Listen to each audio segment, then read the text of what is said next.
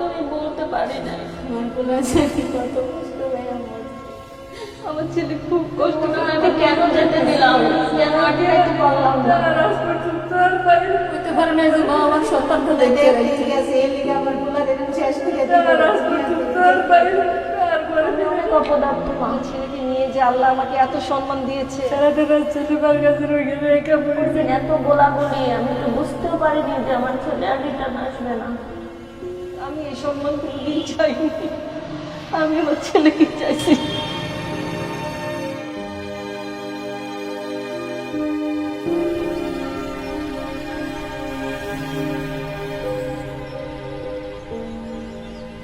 ছোটবেলা থেকে ও প্রচুর বই পড়তো। আমি ওকে, ও যাতে বকে না যায়, অন্য পথে না যায়, এই জন্য আমি ওকে প্রচুর গল্পের বই কিনে দিতাম। আর ও বেশ একটু বড় হওয়া পর্যন্ত আমি ওকে গল্প শোনাতাম। তো ও বড় হয়ে মারা যাওয়ার আগে আগেও আমাকে নিয়ে কথা বলতো। তার আগেও বলতো, আম্মু তুমি তো আমাকে ছোটবেলায় ঠাকুরমা ঝুলি গল্প শোনাইছো, আমাকে অমুক গল্প শোনাইছো, তুমি আমার বোনটাকে তুমি শোনাওনি, মা তাহলে তুমি আমার মেয়েকে শোনাও না। আমি বললাম, বাবা এখন তো আমার সেই ধৈর্য নাই এই গল্প শোনা, এখন তুমি শোনাবা।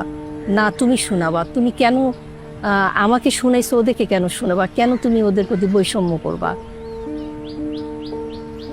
7-8-এ উঠে ও কার জানি ক্যামেরা নিয়ে ওর বড় ভাইকে নিয়ে আমাকে বলছে, আম্মু তোমাকে একটু অভিনয় করা লাগবে। তো এইটা যে আবার ওই শর্ট ফিল্মে এটা দেখাবে এটা আমি জানতাম না। তো আমাকে ও নিয়ে গেল, তো সেই টাউন হলে গেলাম, দেখি যে আমাকে নিয়ে ও এই শর্ট ফিল্মটা করছে।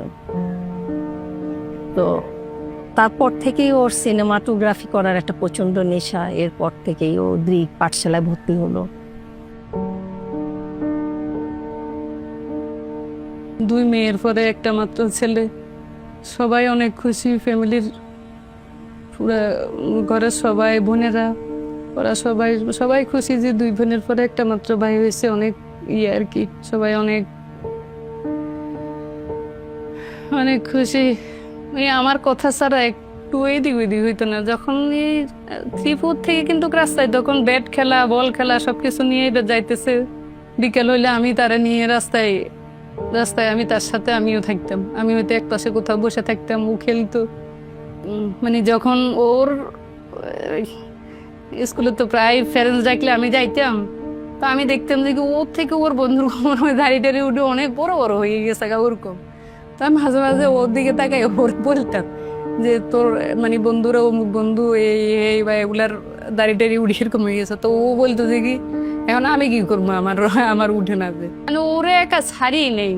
মানে ওরে একা নিজের কলিজার কাছ থেকে নিজের থেকে মানে ওরা ছাড়ি নেই। ও বড় হয়েছে বা ওর পরে তো আর আমার কোনো বাচ্চা বা আর ছেলে মেয়ে নাই। মানে এই জন্য ওরে একদম মানে ওর সাথে মনে 18 মতো লাগিয়ে আসছিলাম।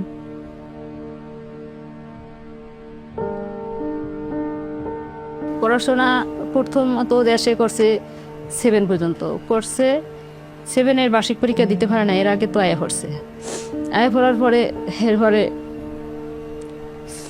ঢাকাতে এত গার্মেন্টসে চাকরি করছে। এলসনে প্রথম করছে চাকরি, এরপরে গার্মেন্টসে ছোটো বয়স 12 বছর, মানে 11-12 এরকমই হইবে বয়স। তখন ওরে এলসনে কাজ করতে বলা, মানে আবার ওরে কইতে আছে যে সুমাইয়া তুমি লও, এনে টাকা কম, তো আমরা গার্মেন্টসে যাই।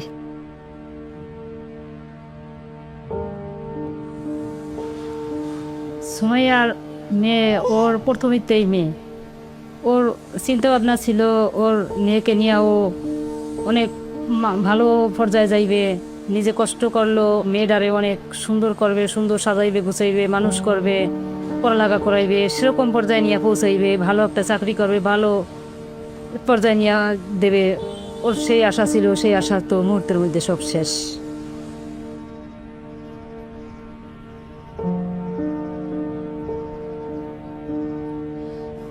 দিন ইসলাম লেখাপড়া করাইতেছে। দিন ইসলাম আমার হওয়ার পরে 1.5 বছর বড় হইলে, 1.5 বছর বড় হওয়ার পরে দিন ইসলামরে দিয়ে দিলাম। গেলাম আমার কোনা বাসা লইলাম, যাত্রা বেরতে গেছি। দোকান লে যায় ঝামেলা, ফুটে দোকানদারি করে যায় ঝামেলা। কাউন্সিলে রইলাম আবার 10-12 বছর। এনে দিন ইসলাম শুরুতে আর কি মাদ্রাসা ভর্তি করাইছিলাম। হ্যাঁ তা আবার পড়ার শেষ করিয়া হাফেজ কমপ্লিট করে আবার এনে হুনানি দিতে আইসি কুতুবখালি যে বড় মাদ্রাসা। এটাতে ওর আহনাফ থাকতো এবং আহনাফের ছোট ভাই আরবিন, ওরা 2 ভাই থাকতো। আহনাফ ওই সাইডটায় ঘুমাতো, আরবিন এই সাইডটায় ঘুমাতো। ও আহনাফকে অনেক ভয় পেত।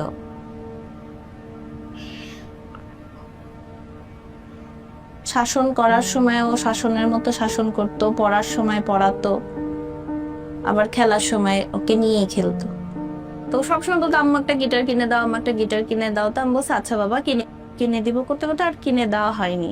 ও যখন এসএসসি পরীক্ষা দেয় সবাই ওকে দোয়ার জন্য সালামি দেয়, সেই সালামির টাকা দিয়ে ওইটা কেনে। চাঁদ যখন উঠতো তখন আমাকে ডাইনা নিয়ে আসতো, আম্মু আসো আসো গান করি। ওইখানে বসে বসে চাঁদ দেখতো আর গান করতো। রাত্রে 1টা 2টা 3টা পর্যন্ত ওইখানে বসে বসে গান করতো, গিটার বাজাতো।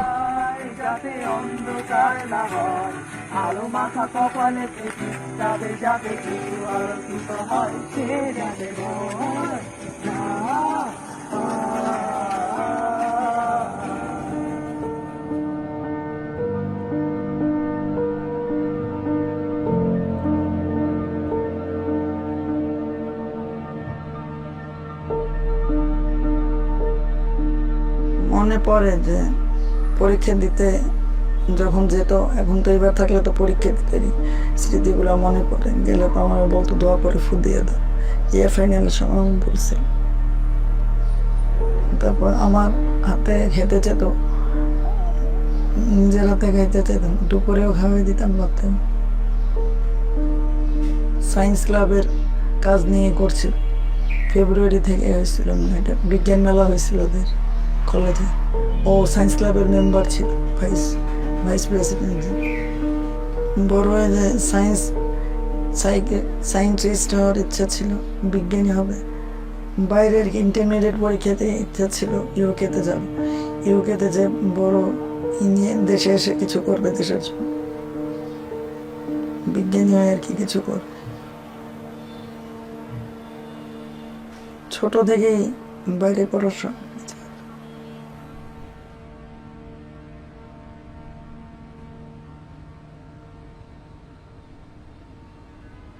ও যে কোনো কিছু খাইতে নিলে আম্মু তুমি খাইছো, শুক্তি খাইছি।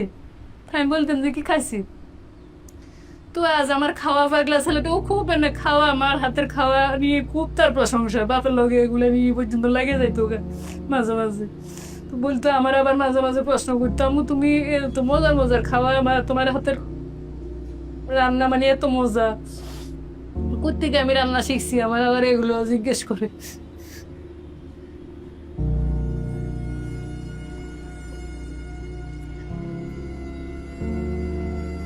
কালকেও সব বন্ধুরা গেছে পরীক্ষা দিতে।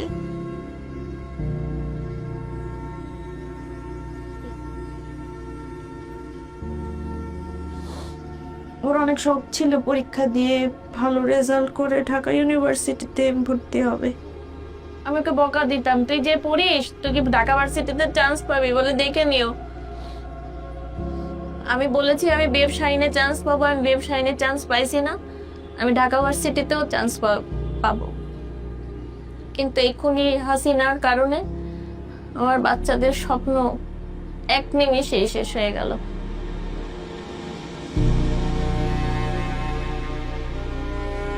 আমাদের উপর নির্দেশনা আছে, আজকে যদি আপনারা বের হন আমরা কিন্তু ডাইরেক্ট বলি আমাদের রোকেয়া হলের ভেতরে কিন্তু কাঁটানে গ্যাস ছড়া হয়েছে, আমরা এখন পর্যন্ত দেখছি।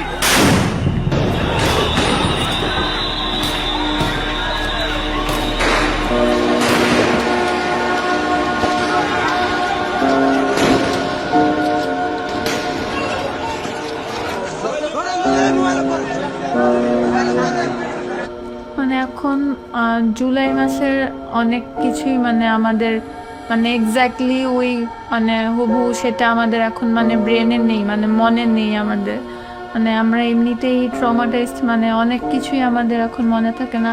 আম্মু কিছু মানে অনেক কিছু মনে রাখতে পারে না। তো সেই ক্ষেত্রে লাস্ট 1 বছর আগে কি হয়েছে মানে সেটা মানে আম্মুকে আস্ক করলে মানে সেটা তার ব্রেনে খুব প্রেশার পড়ে।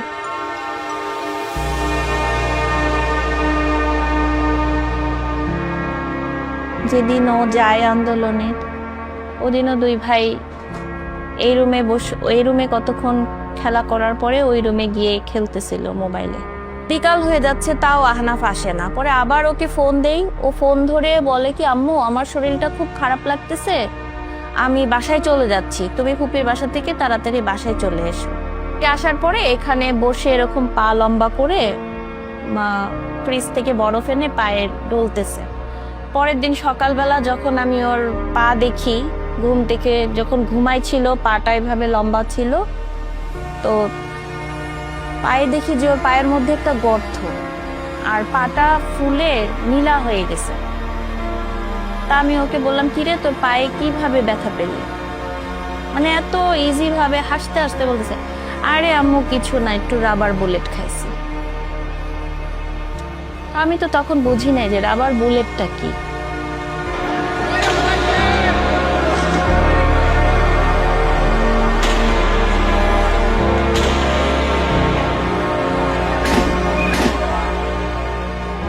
ওই দিন সারাদিন ও সামনের ডাইনিং রুমে ছিল, মাদুল বিছে নিচে এই রুমে ওই পাশের রুমে এই পাশের রুমে দোনো রুমে রোদ করে গরম প্রচুর। সে সময় জানলায় পর্দা ছিল না, তো গরমের ঋতুতে ও বাচ্চা নিয়ে ওই সামনের ডাইনিং রুমে নিচে ফ্লোরে মাদুল বিছাইয়া ওখানে সারাদিন শোয়া ছিল। তো আমার বড় মেয়ে আইসে 1টার দিকে, ও আইয়া ও আবার পিঠা বানায় নিয়ে আইসে, ওইয়া সবাই ভাগাভাগি করিয়া খাইছে। অনেক দুষ্টামি করছে, ও হেলিকপ্টার আয় যায়, ও গ্লাস দিয়ে দেখা যায়, ওরি অনেক ওই দেহে। বাসা থেকে তো আপনার সকাল থেকে তো দোকানে ছিল, 12:30টায় আসলো বিড়ালের কলেজে নিয়ে, 12:30টায় আইসা নিজে গোসল করলো, গোসল করে নামাজে গেল। নামাজ পড়ে আসি আমি ভাত খাওয়ার জন্য তার প্লেটটা টেনে দিলাম, তো ভাত খেয়ে নে, আম্মু তুমি খাবা না? আমি বললাম যে কি আমি নামাজ পড়ি নাই, আম্মু নামাজ পড়ি নি, আম্মু খামো, তুমি খাই, তুমি দোকানে যাও, দোকানে যাই, তুমি দোকানটা খুলতে যাও। আবার এত ঝামেলা চলতেছে, এত ইয়ে চলতেছে জানলে তো দোকান দেবে, বাস ওই উপরে থাকতে আর তারা যাতে দিন না ধরে রাখতাম, তারা বুঝতে পারি না আসলে।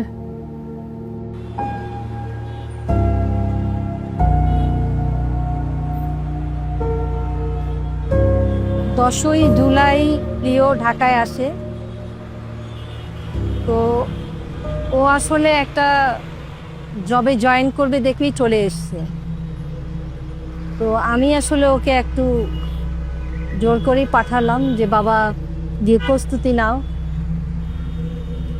15 তারিখে ঢাকা ভার্সিটি যখন ওই যে ব্যারিকেডটা ভেঙে সবাই ছাত্ররা ব্যারিকেড ভেঙে যখন চলে আসছিল, তখন ওখানে দেখি প্রিয় তার একটা স্ট্যান্ড ক্যামেরা নিয়ে দৌড়াচ্ছে আর ভিডিও করছে। 2:30-3টার দিকে ও আমার মেয়ে ফোন দেয়, ওর বোন ফোন দেয়।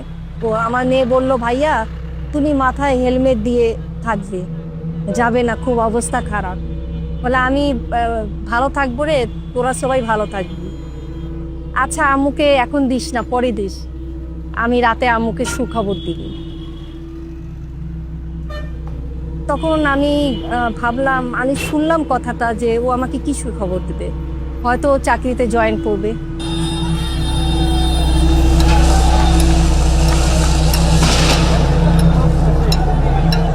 আমার বোলাই গেছে দেখতে, আমার বোলাই সকালে আমার লগে খাইলো টাইলো, আমি আমাকে ঘরে আরো মেহমান আইছে, ওরা খাইলো তাইলো এক লগে। এরপর আমার বোলাই 10টা বাজে করতে বেরিয়েছে। আমার বোলার আমি বারবার মানা করছি করতে বেরিস না। কাম্মু আমি মামা গোবার সাথে আই, মামা গোবার সাথে আই কই আমার বোলাই বাইরেছে। তাই ওই আমার বোলারে যে ডাক দিয়েছে নিচে 3-4 জন, আমি আর কই পারতাম না বাবা, আমি জানি না, আমি তো বাসায়। এরপর আমার পোলাপানের লাগে গেছে দেখতে, পোলাপানের লাগে দেখতে গেছে। আমার পোলায় দেখতে যাওয়ার পরে আমার পোলা যাওয়ার সময় জিজ্ঞেস করছিলাম কখন আসবো, তার কিছু বলেনি। ওই দিন বেশি কথা বললো না যাওয়ার সময়, সবসময় তো দোয়া পরে ফু দিয়ে দিতে বলে, ওই দিন আর বললো না।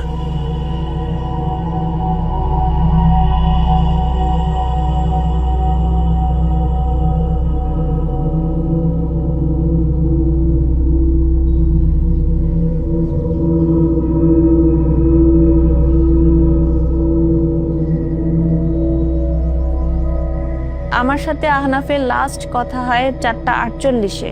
এটাই আমার সাথে ওর লাস্ট কথা বলা। আমি ওকে বলি বাবা বাসায় চলে আসো, তো আমাকে বলে হ্যাঁ আম্মু আমি আসতেছি, আমি এসে কোচিং যাব।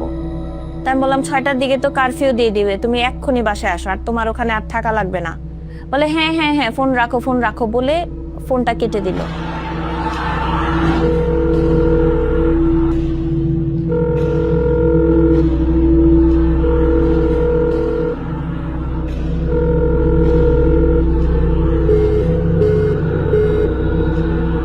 এরপরে আমি আধা ঘন্টা এরকম হবে আমি ওকে ফোন দিয়েছি, ফোন আর ধরে না। ফোন দেই ওর বাবাকে যে আহনাফ তো 10 নাম্বার গেছে, তো আহনাফ তো এখন ফোন ধরতেছে না। তো ওর বাবা ফোন দেয়, ওর বড় মামা ফোন দেয়, ওর মানে আমাদের ফ্যামিলির সবাই ওকে ফোন দেয়, কেউ কারোর ফোন ধরে না। তখন যে আমি বোরকাটা গায়ে দিয়ে দৌড়ে যাইতেছি রাস্তায়, না আমার সাথে সাথে দেখলাম পুরো রাস্তায় মানুষ আর মানুষ, ছেলে মেয়ে, ছেলেরা ওনাদের দিকে মানে সবাই আছে রাস্তায়। দৌড়াইতে আমি দোকানের সামনে গেলাম, দোকানের সামনে যাই দেখি দোকানটার ভিতরে লাইট জ্বলে, ফ্যান জ্বলে, এলোমেলো। ও চলে গেছে। আমি ভাবছি হয়তো কোনো দিক থেকে হয়তো দেখতেছে, আমি আরো এইদিকে ওইদিকে তাকাইতেছি যে ও কোথায় আছে, মানে দেখতেছি। আমি আরো পরিচিত কাউরে জিজ্ঞেস করতেছি যে আমার ছেলেরা দেখছেন কিনা। এর থেকে আরেকটু সামনে গেছি, এর গুলির শব্দে, গুলি আর টিএসএলের শব্দে সবাই দেখেছি যে যার মতো বাসা বাড়ির ভিতরে ঢুকে দৌড়ে চলে যাচ্ছে। আমি একবারে ভিতরে দৌড়ে ঢুকে গেলাম। ঢুকে যাওয়ার সাথে সাথে চোখে মুখে দেখলাম যে একটু মানে চোখ মুখ জ্বলতেছে, একটু ইয়ে লাগতেছে।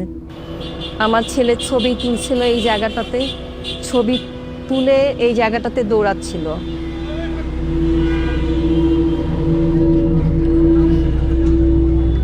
ঠিক এই জায়গাটাতে নিউ মার্কেট থানার যে পুলিশরা ছিল তারা এই পাশে অবস্থান নিয়েছিল। ওই ল্যাবেডের ফোনায় 35 থেকে 40 জন এপিবিএল।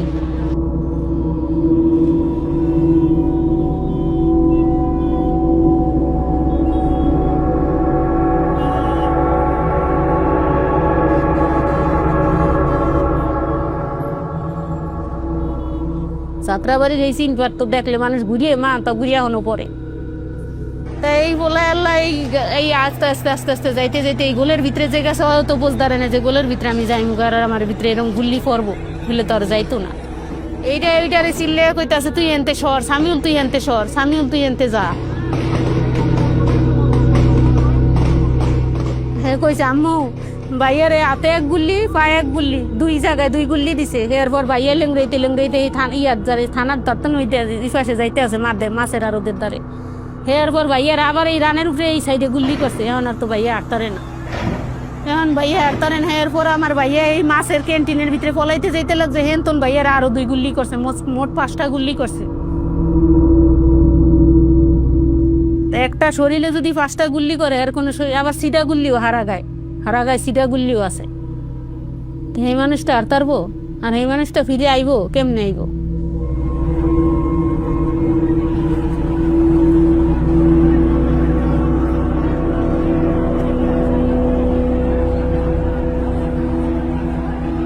ওর বাবাকে বলে আমি 10 নাম্বার যাব। তোর বাবা বলে যে এখন তো কারফিউ দিয়ে দিছে, এখন 10 নাম্বার গিয়ে কি করবে? আমি বলছি না আমি তাও যাব। তো 2 নাম্বার যখন ক্রস করি তখন একটা আননোন নাম্বার দিয়ে ফোন আসে। ও হচ্ছে ওর বাবার মোবাইলে ফোন দেয়, ফোন দিয়ে বলে যে আঙ্কেল আপনারা দ্রুত ইসলামী ব্যাংক হসপিটালে চলে যান, আহনাফ ওখানে আছে।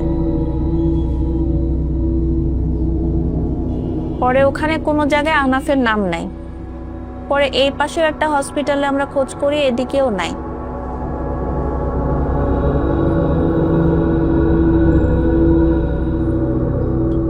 তো আমি আবার এখন তখন চিন্তা করি কি রে, তো বাইর হইলো মাত্র কতক্ষণ হয়েছে, অন্য টাইমে তো হয়তো 10-15 মিনিট বা আরো বেশি হলে এত ব্যস্ত হই না, দৌড়ে এর ভিতরে নিজের ভিতরে অশান্তি।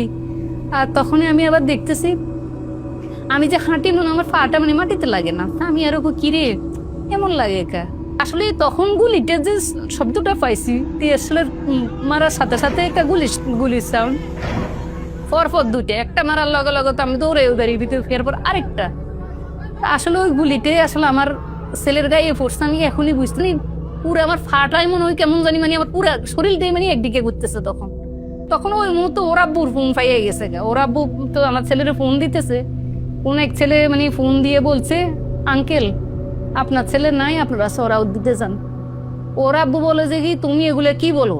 আমার ছেলের সাথে 2-3 মিনিট আগে 4টা মিনিট ফোনের চেক করে দেখলো 4 মিনিট আগে আমার ছেলের সাথে কথা হয়েছে ওর আব্বুর সাথে। তো ওর আব্বু বলে যে কি আমার ছেলের সাথে আমার লোক কিছুক্ষণ আগে কথা হলো, কি আমার ছেলে নাই, তোমরা এগুলো কি বলো? হ্যাঁ আঙ্কেল নাই, আপনারা সরাও দিতে যান।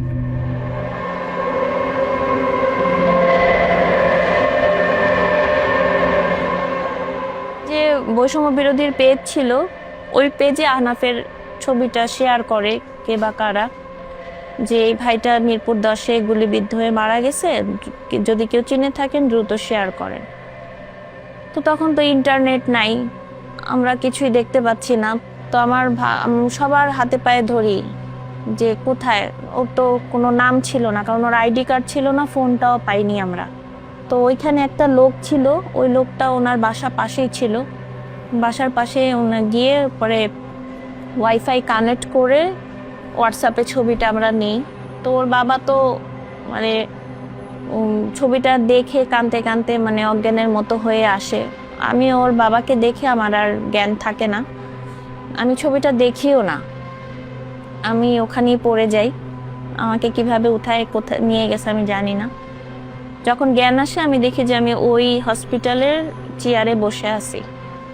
তো ওখান থেকে আমার ভাস্তি আবার ছবিটা নিয়ে অনেককে দেখায়। তো ওখানে যে ক্যান্টিন বয় যে আহনাফকে অ্যাম্বুলেন্সে তুলে দিছিল, ও হচ্ছে ও ছবিটা দেখে চিনতে পারে। তো বলতেছে যে হ্যাঁ এটা আপনারা দ্রুত সরাদ্দি চলে যান, কারণ ওই ভাইটা তো অজ্ঞাতনামা, হয়তো ওনার লাশটা গুম করে দিতে পারে।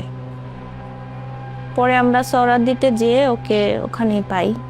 ল্যাবরেটরি থেকে আমি একটা যখন ফুটেজ পাই, কোনো প্রমাণ পাচ্ছিলাম না, কারো কাছে কোনো আমি ভিডিও পাচ্ছিলাম না।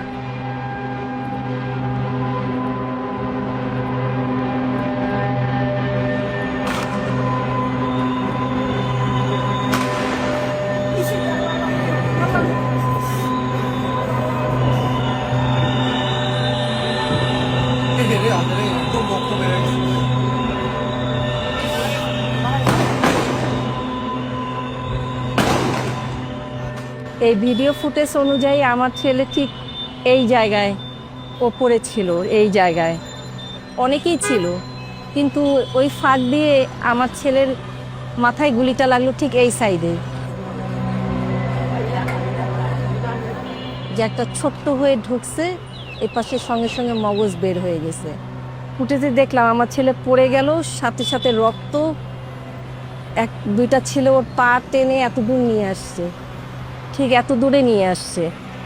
আনার পরে এত গোলাগুলি চলছিল দুপাশ থেকে, তখন ওরা রেখে পালিয়ে গেছে। এইখানে নিয়ে আসার পরে ওখান থেকে প্রচণ্ড গোলাগুলি, এই 15-20টা ছেলে মাথা নিচু করে সবাই পালিয়ে গেছে। পরবর্তীতে যখন তারা দেখে যে কিছুটা ফাঁকা অনেক পরে, তখন তারা আবার ছুটে আসছে, আবার এখান থেকে আমার ছেলেকে তারা ধরাধরি করে ল্যাব এইডের গেট পর্যন্ত নিয়ে গেছে। তো এরপরে ও আসরের টাইমে আমি এবার উঠছি, উঠকে আমি আর সামনে আইছি, আইয়া আমি ব্যালকনিতে ঢুকছি, ও আবার এই রুমে আইছে, আইয়া ওর বাচ্চারে নিয়ে এই খাড়ে, সূর্য যখন হয়ে গেছে তখন এই খাড়ে আন গিয়া বাচ্চারে গুণ পড়াইছে। তখন ও ইন্ডিয়া যাও, ওই দিক দিয়ে যায় আর কয় কি সবাই দেখে, আমি একটু দেখি, তা আমি আর ওর দিকে তাকাই নাই, অমনি চাই রয়েছি।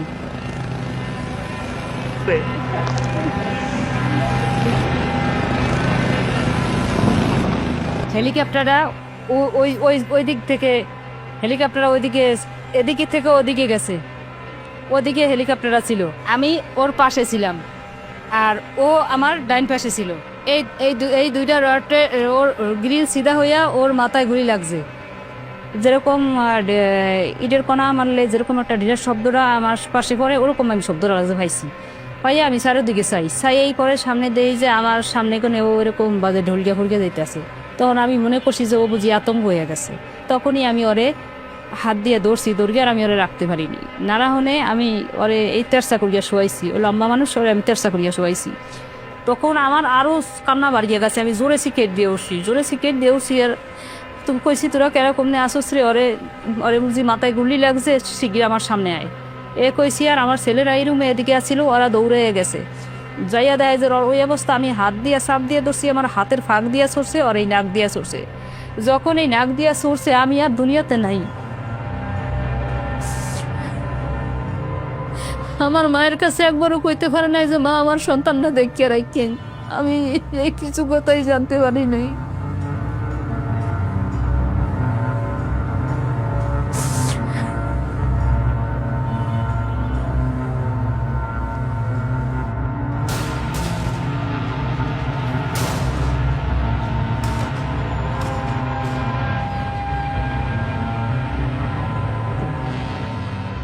যাওয়ার পরে যে ফোন আসছে, বাবা ফোন দিল, গুলি যখন লাগলো বন্ধুরা এত ফোন দিচ্ছে, বাসায় এসে চাবি টাবি রেখে গেল, যদি দরকার হয় তোমরা গাড়ি নিয়ে বের হইব। তখন না শুন গুলি লেগেছে ভাইয়া। মাঝখানে ফোন দেওয়া হয়েছিল, ধরে না, ফোন দিয়েছিলাম কয়েকবার।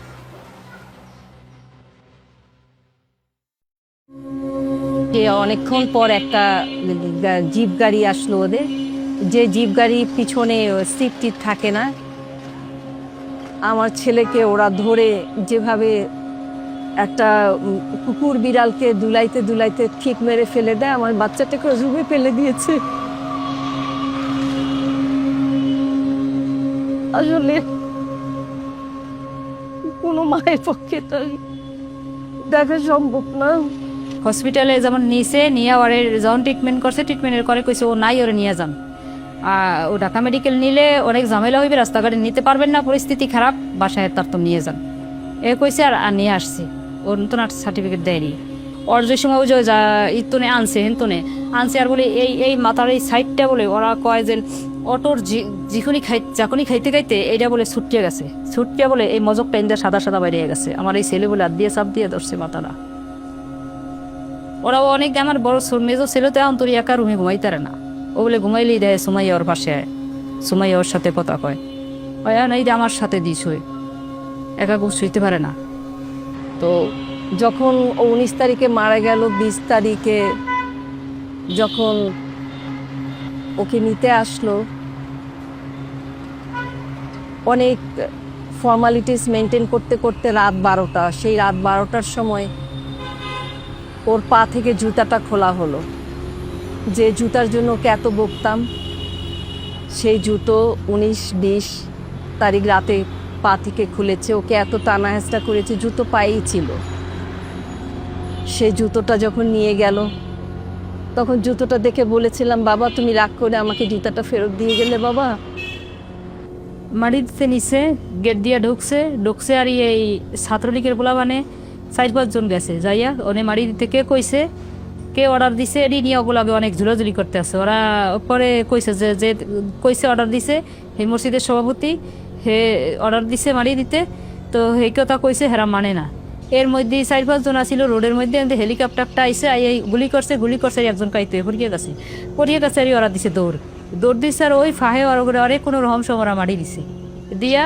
আমার বড় ছেলের যে সময় কবরে থুইছে, এই সময় কয় মা ওর এত রক্ত, মানুষ মৃত্যুর পরে বলে রক্ত খারিয়ে দিয়ে যায়, আমি যে কবরে থুইছি আমার এরই সব ভিজগে আছে রক্তে, ওরে তো রক্ত পরে কা।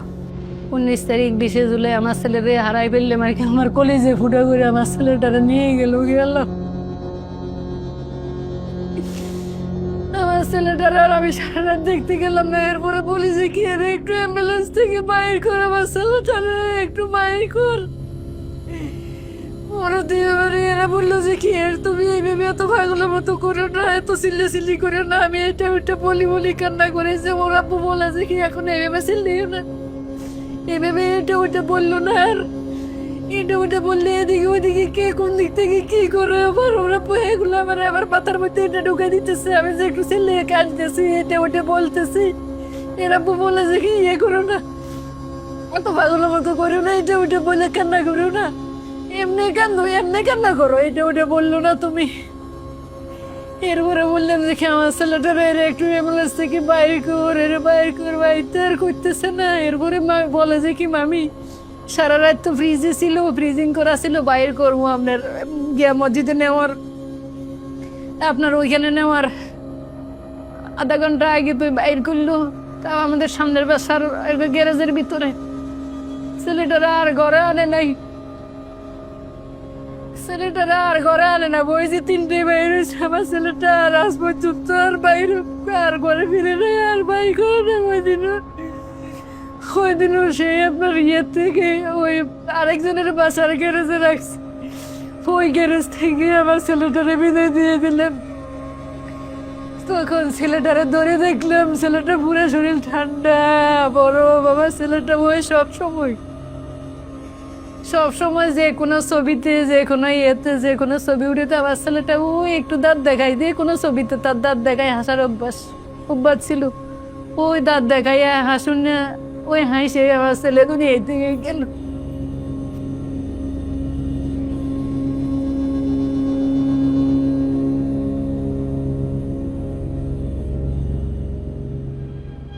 বাচ্চারা যখন বড় হয়ে যায় তখন দেখা গেছে যে মা থেকে একটু দূরে থাকে। ওকে আমি ওইভাবে জড়ায় ধরতে পারি নাই।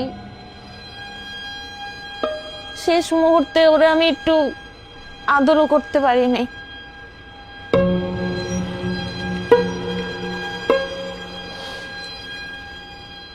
এখন মনে হয় আমি কেন যেতে দিলাম, কেন আটকাইতে পারলাম না। আমার মতো অপদার্থ মা।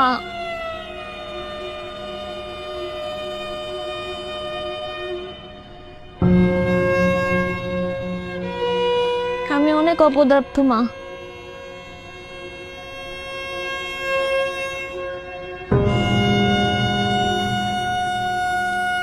ওই দিন এত গোলাগুলি, আমি একটু বুঝতেও পারিনি যে আমার ছেলে আর রিটার্ন আসবে না। মায়ের কবরের দ্বার নিছে, মায়ের কবরের দ্বারে নিয়ে তো আমি নিজে অজরে কান্না করছি। মাইয়া তোর সামনে আইছে, নিজের মাইয়া তুই কেমনে, তুই কবরে তুই শুয়ে রইছিস, তুই নিজের সন্তান থুইয়া, তোর সন্তান তোর সামনে আইছে।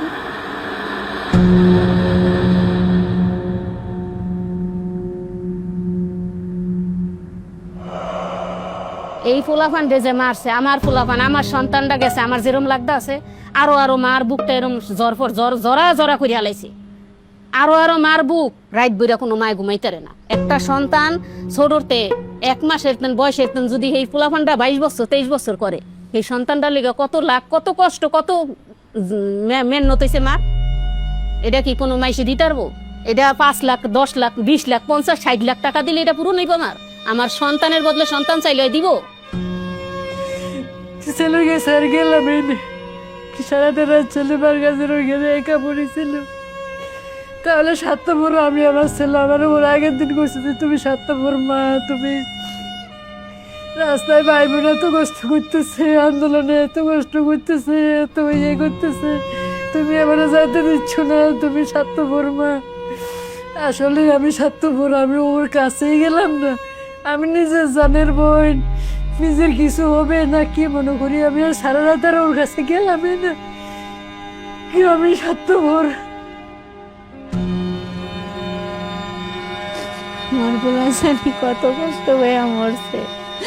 আমার বোলারে যে এরকম শেষ করছে, আরে খালি একটা নজর বাবা আমার দেয়া নাই না, একটা নজর আমি দেব, আমি আরে কিছুই কম না, বকা দিব না, কিছুই কম না। আমি খালি কি কারণে আমার বোলারে আমার দাঁতে শেষ করে দিল এইটাই খালি জিজ্ঞেস, আমি আর কিছু কম না। 5ই আগস্ট পর্যন্ত আমি বাড়িতে ঘুমাতে পারিনি। আমরা কেউ বাসায়, আমি, আমার মেয়ে, আমার নাতনি, আমরা নির্ঘুম ছিলাম। কারণ আমাদের কাছে খবর আসতেছিল যে আপনাদেরকে যে কোনো সময় তুলে নিয়ে যাবে। আমরা তো কুকুর বিড়ালকেও এভাবে মারি না, পাখিকেও মারি না, ওরা যেভাবে এভাবে নির্মম ভাবে মারছে। থানায় পুরো 11 ঘন্টা থাকার পরে মামলা নিয়েছে। সেদিন দেখেছি আমার পাশে অনেক ছেলে, শ ছেলে, যে আল্লাহ আমাকে এতগুলো ছেলে দিয়েছে, একটা ছেলে নিয়ে যে, একটা ছেলেকে নিয়ে যে আল্লাহ আমাকে এত সম্মান দিয়েছে, আমি এই সম্মান কোনোদিন চাইনি। আমি আমার ছেলেকে চাইছি। আর আমার মেয়ে 2.5 মাসের বাচ্চা থেকে যে মারা গেছে এই ড্রাইভার কে নেবে, আর এর এর দায়িত্ব কে নেবে? তা আমার লহান এরম আরো মারা কষ্ট করছে না, আমার তো আরো বেশি কষ্ট করছে। হ্যাঁ গো বুক যে খালি করছে, এর বিচার হইব না? এর বিচার যদি পাবলিকের আর এই সরকারে না করে, তো এর বিচার আল্লাহ তিলে তিলে করিয়া দিব। আমার সন্তানের হত্যার বিচার চাই। এই ফ্যাসিস্ট সরকারই আমার সন্তানদেরকে মেরেছে, আমার সন্তানকে মেরেছে। তো অতএব আমি সব বাবা মাকে নিয়ে মাঠে নামবো, আমি এর বিচার চাইব। এখন আমরা বিচার চাই, কারণ এখন বিচারক যদি দেখে মরতে পারি তাহলে যেহেতু একটু আমরাও তো একটু বিস্মৃতি